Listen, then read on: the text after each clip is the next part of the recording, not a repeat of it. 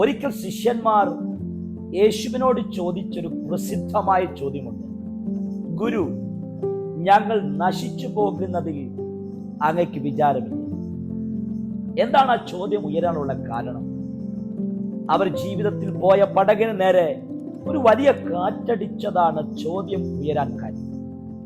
പടക് മുങ്ങുമാറ് തോന്നിയപ്പോൾ ആകുലപ്പെട്ട ശിഷ്യന്മാർ നസ്രയന്റെ അടുക്കൽ ചോദിച്ച ചോദ്യം, ഗുരു, ഇത്രയും പ്രതിസന്ധി ഉണ്ടായിട്ടും ഞങ്ങളെക്കുറിച്ച് അങ്ങയ്ക്ക് വിചാരമില്ല.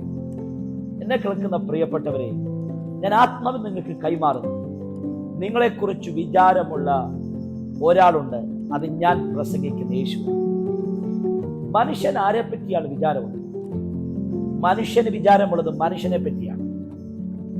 നമ്മളെപ്പറ്റി തന്നെ വിചാരപ്പെടുന്നവരാണ് നമ്മൾ. നമ്മുടെ കുടുംബത്തെ പറ്റി, നമ്മുടെ ഭാവിയെപ്പറ്റി, നമ്മുടെ ജോലിയെപ്പറ്റി, നമ്മളുടെ നാളെയുള്ള കാര്യങ്ങളെപ്പറ്റി നമ്മൾ വിചാരപ്പെട്ട് ആകുലരായിത്തീരുന്ന ഒരു മനുഷ്യനാണ്. മനുഷ്യന്റെ വിചാരം മനുഷ്യനെ കുറിച്ചാണ്. പക്ഷെ ദൈവം വിചാരിക്കുന്നത് ദൈവത്തെക്കുറിച്ചല്ല, നമ്മളെക്കുറിച്ചാണ്.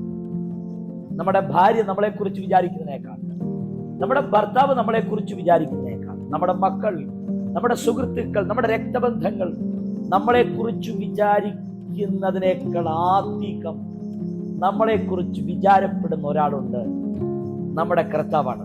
നിങ്ങൾ അനുഭവിക്കുന്ന പ്രതിസന്ധികളിൽ തമ്പുരാന് വിചാരമുണ്ട് കേട്ടോ. നിങ്ങൾ അനുഭവിക്കുന്ന ഒറ്റപ്പെടലുകളിൽ തമ്പുരാന് വിചാരമുണ്ട്. നിങ്ങൾ അനുഭവിക്കുന്ന ശോധനകളിൽ ദൈവത്തിന് വിചാരമുണ്ട്.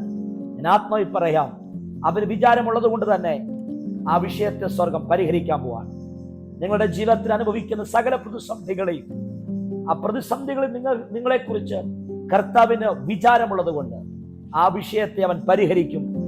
നിങ്ങളുടെ സകല പ്രതിസന്ധികളെയും അവൻ മാറ്റം വരുത്താൻ പോകുന്നു. നിങ്ങളെക്കുറിച്ച് വിചാരമുള്ള ഒരു നസറയൻ നമുക്കുണ്ട്. ഈ വചനത്താൽ ദൈവം നിങ്ങളെ അനുഗ്രഹിക്കട്ടെ. God bless you.